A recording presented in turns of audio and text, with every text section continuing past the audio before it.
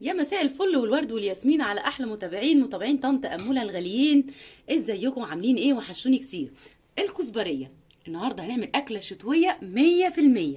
اكله قديمه من ايام تيتا وجدو وماما الله يرحمها. حاجه كده في منتهى الجمال. حاجه شايفين؟ خطيره خطيره خطيره.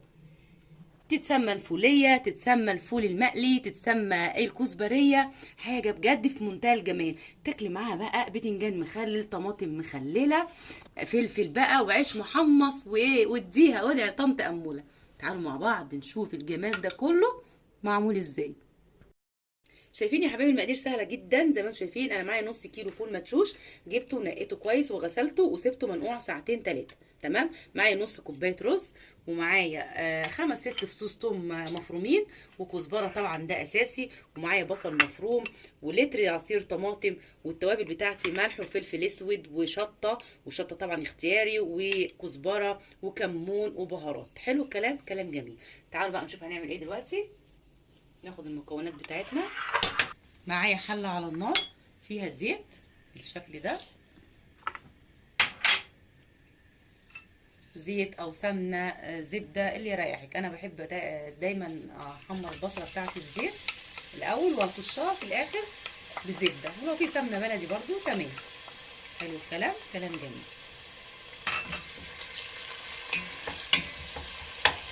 احط البصلة بالشكل ده، اقلب كده لحد ما تحمر. والكزبريه يا جماعه، ممكن تقال عليها كزبريه، ممكن تقال عليها فوليه، على حسب يعني. ليها مسميات كتير. من الاكلات الشتوي الجميله جدا اللي بتدفينا، وليها كذا طريقه. تمام. يعني كل حد وممكن يعملها بطريقه معينه، فجربي طريقتي وان شاء الله هتعجبك قوي. حطيتها بس على نار اعلى شويه لحد ما البصله تصفر، لكن لما نحط الرز والمكونات كلها نبقى نهدي النار. زي ما احنا شايفين اصفر البصله. شايفين حبايب طنط اموله البصله بتاعتي اصفرت زي ما انتم شايفين كده. ممكن في الوقت ده بنحط الفول ونعمله كده تشويحه مع الرز. بس انا قلت لكم طريقتي انا المفضله اللي بعملها من زمان، هي الطريقه دي ان انا بصفر البصله وانزل بطماطم. بسم الله الرحمن الرحيم. طنط اموله اتحرقت، حسيت ان ايدي لزقت في الحله. ننزل بعصير الطماطم بالشكل ده.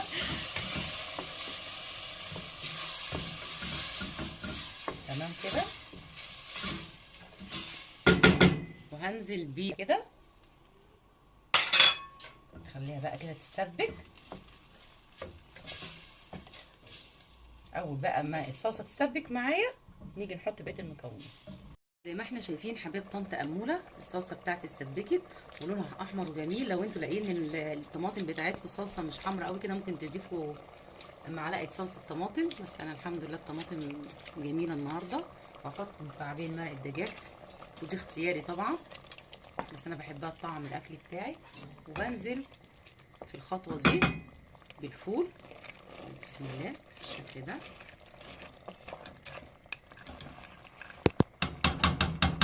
طبعا بنحط على حسب كميه عدد افراد اسرتي. كان عامله نص كيلو، ممكن تعملي ربع كيلو على ربع كوبايه رز. انا عامله نص كوبايه فول على نص كوبايه رز. مع التقليب كده هنزل بالرز برده بالشكل ده.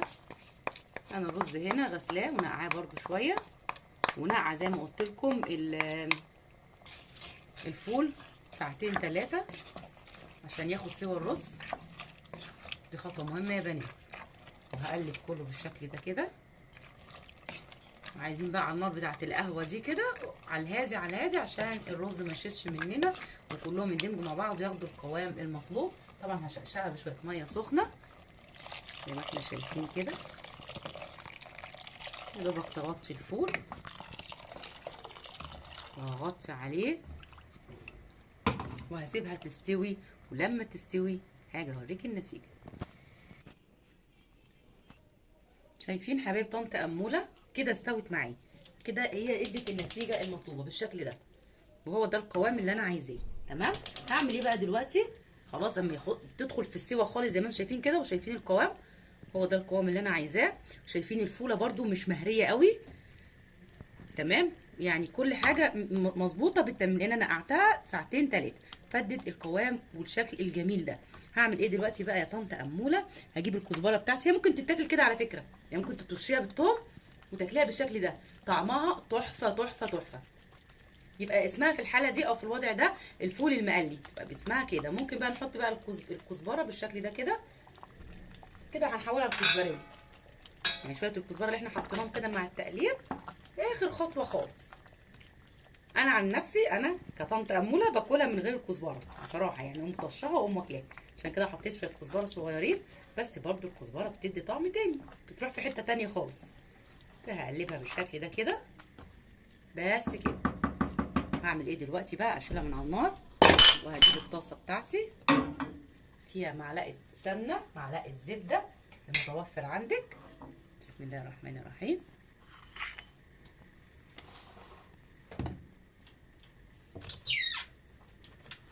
بس السمنه تسيح كده شويه.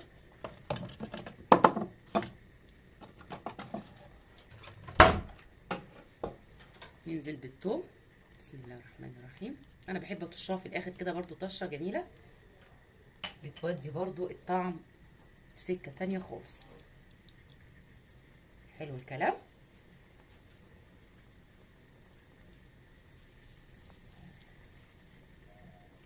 الحاجات دي طبعا من الاكلات القديمه جدا جدا، من ايام اجدادنا بقى كده، وبنفتكر تيتا بقى كده وامهاتنا الله يرحمهم جميعا يا رب، الف رحمه ونور تنزل عليهم. والله الاكلات دي بتاكل كتير عن اي اكله تانية، يعني من الاكلات الشتويه الجميله اللي انا بصراحه بعتز بيها، وكتير افتكر اعملها لكم في القناه وانسى، فقلت لا خلاص بقى ما بدايش. شويه كزبره كده صغيرين ناشفين، كزبريه بقى، كزبره براحتك. تمام. او طبعا الثومه بتاعتنا اصفر هنطشها على طول. بسم الله الرحمن الرحيم. جاهز طبعا طبق التقديم بقى.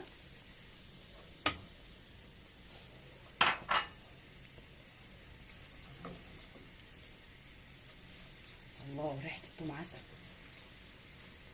بالشكل ده. وطبعا زي ما احنا شايفين اهي الكزبريه بتاعتي سخنه موحوحه، شايفين؟ اكله شتويه جميله جميله، وتفتكر لازم تكون سخنه كده. تعملي جنبها بقى بتنجان مخلل وقوطه مخلله وفلفل وعيش محمص، يا سلام. كلي بقى وادعي لي، كلي وادعي لطنط امون، ما تقوليش بقى ولا لحمه ولا فراخ ولا الكلام الفاضي ده خالص، ده لعب عيال. انا في الاكلات الجميله دي. شايفين التوم اصفرت معايا بالشكل ده كده. يلا بقى نسمع صوت الطشه مع بعض. يا ولد، يا تركاتك يا حركاتك يا طنط امول، ايه الجمال ده بس. هو ده الاكل، هي دي الروايح، هي دي الروايح. الله الله الله الله الله، ايه الجمال ده. شايفين؟ يعني بقى كويس كده. يلا بينا نغرفها في طبق التقديم. بسم الله.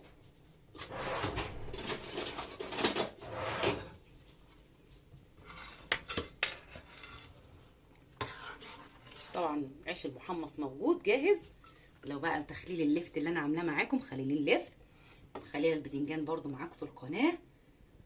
طلعوا بقى كده المخللات دي كلها وكلوا وادوها وعيشوا حياتكم. الشتا ما فيهوش رجيم، ما فيهوش دايت، ما فيش حاجه، انا سامحه لكم بكل حاجه في الشتا. خلاص نتخن بقى براحتنا ونبقى بطبيط ونرجع تاني نخس في الصيف. اللهم صل على النبي.